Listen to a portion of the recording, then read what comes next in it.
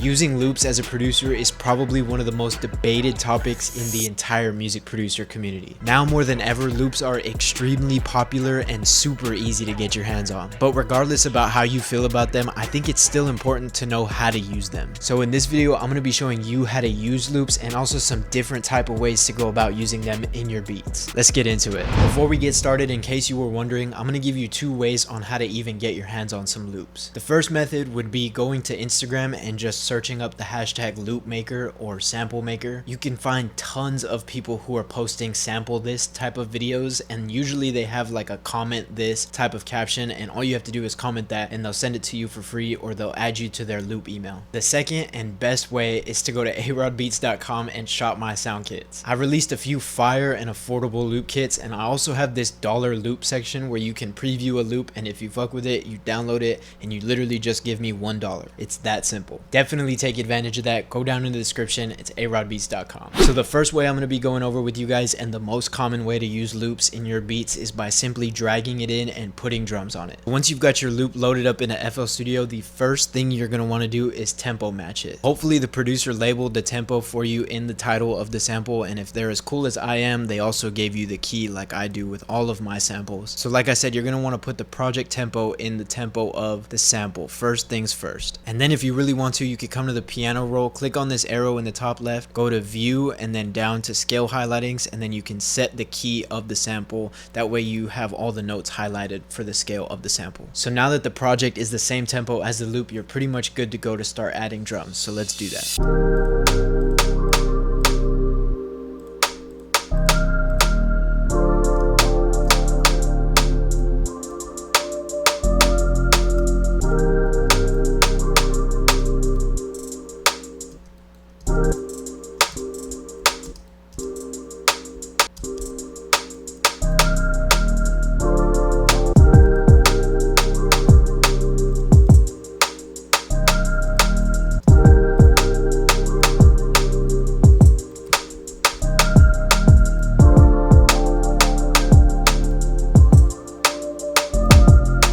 When it comes to adding 808s when you're using loops, it's going to be pretty hard for you to hear those bass notes at first. So I'm going to give you a couple tricks to use if you're a beginner and you're still having trouble hearing those bass notes. The number 1 trick that I'm going to give you in order to help you find the bass notes and also train your ear is by pitching up the note of the 808 and then just pitching it around until you feel like it sounds good with the bass in the sample. So we're going to start here and just move it around.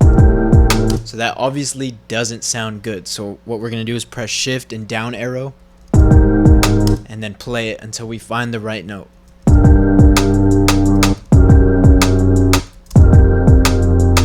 That one doesn't sound bad. You got to know the difference between a note that's in key and the actual bass note, because that one doesn't sound bad, but it's still not the bass note. So I don't know if you can hear, if you're listening with headphones, you can definitely tell that that meshes well with the loop. So that's our root note. So we can pitch it down an octave by pressing command and down arrow to make sure. And there you go.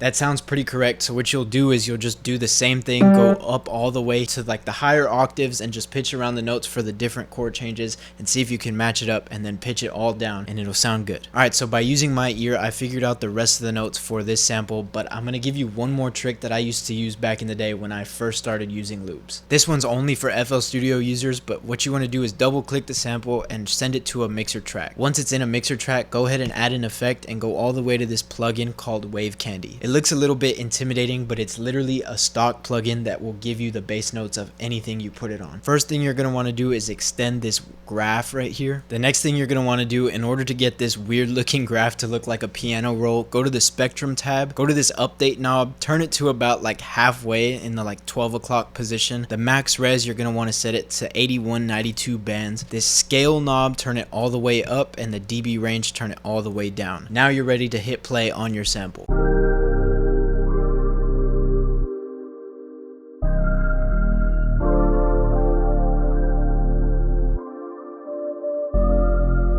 Once it stops playing, go ahead and hit this freeze icon right here. And what this does, as you can see, is it gives you pretty much all the notes that are being played in the sample, but you're really only concerned about these bottom ones, obviously, because we're only worried about the bass notes. If you hover your cursor over each one and you line it up with the little waveform, it'll tell you in the bottom right of the window which note it is. I'm pretty sure that's a C, but it doesn't go lower than C sharp, but the first note should be C. And if you go up to the second one, hover over it same way you did the last one, it shows D sharp, and then it goes down to D, and then it goes all the way up to F. So what I can do is check my work by opening the piano roll and seeing it goes to C, then D sharp, D, and then all the way up to F, just like it says in the plugin. Not only is this a pretty easy way to figure out the bass notes of the loop you're using, but it also will help you train your ear. That way you can get to a point like I am now, where I can just hear the bass notes automatically on my own without having to use any sort of plugin.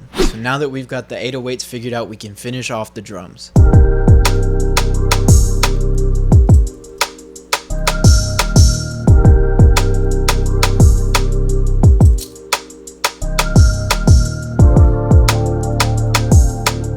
That's pretty much it right there. Now that you've got the drums on top of your melody, it's time to arrange the full beat. And hopefully, like I said earlier, the loop maker is as cool as I am, and they give you all the stems to all the instruments of the loop. With all of my loops, I have the main loop play at the beginning, and then if you zoom out at the end, I have each stem separated by 4 bars, just to give the reverb tail enough time to breathe before the next sound starts. So what you can do is you can chop all of that up and then move it around to the beginning, get rid of this little extra space, and then add your drums back in, and now you have control of each sound. So now whoever is using my loop can just duplicate it a bunch of times and then take sounds out to make a different sounding arrangement. So that right there is the easiest and most common way to use a loop to make a beat.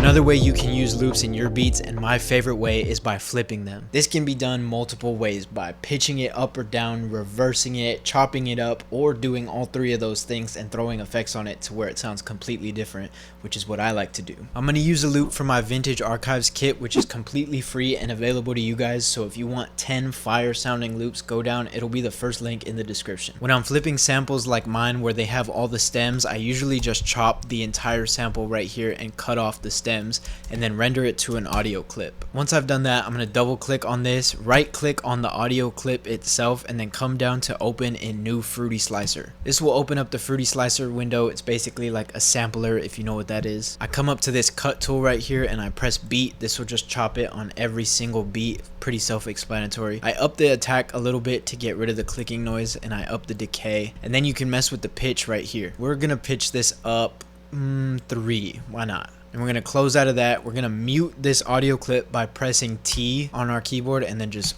clicking it once. And then we're going to drag in the pattern, double click on that, and it'll open up this chop right here.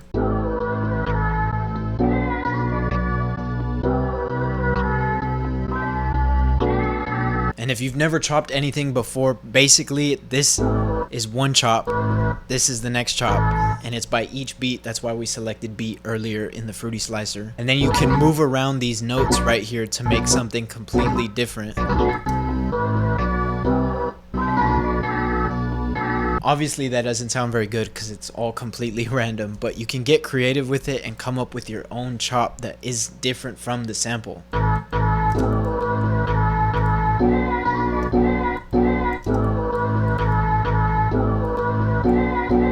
That's fire.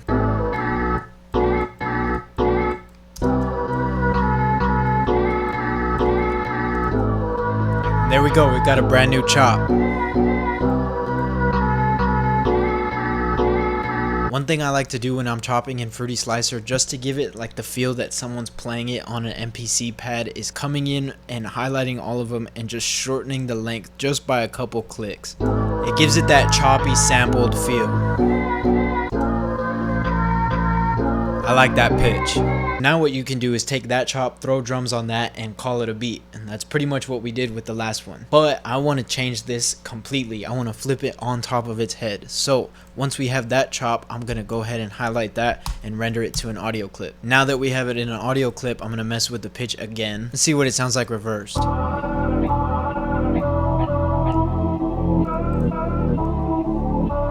like this part right here. So we can chop that up and rearrange the order.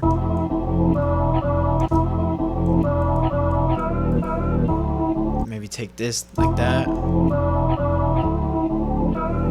And just really getting creative with it. And then we can just duplicate that. And now we've got a completely different sounding sample. Sounds fire. So this is already sparking a whole bunch of new ideas for different types of drum bounces that we can put on, and it sounds way different, like I said. So same thing with this, you can take that and throw drums on it and call it a beat. But if you're feeling creative, like I'm hearing some strings on this, I might add that, I might add some other sounds later, maybe take back some of the original stems for the arrangement. You can get really creative with it, and it really dismisses this whole argument of loops are easy and you're not talented if you use loops. Fuck. Basically what I'm trying to say is using loops is not cheating, in my opinion. I think loops will be around forever. They've been around forever. They just called it sampling back in the day. They would take old records and chop them up just like this and then throw drums on it. Just create whatever you want and however you want. I'm curious to know your opinion on using loops. Do you use them? Do you not use them? Do you hate them? Do you love them? Let me know in the comments below. I appreciate y'all for watching, and I'll see y'all in the next one.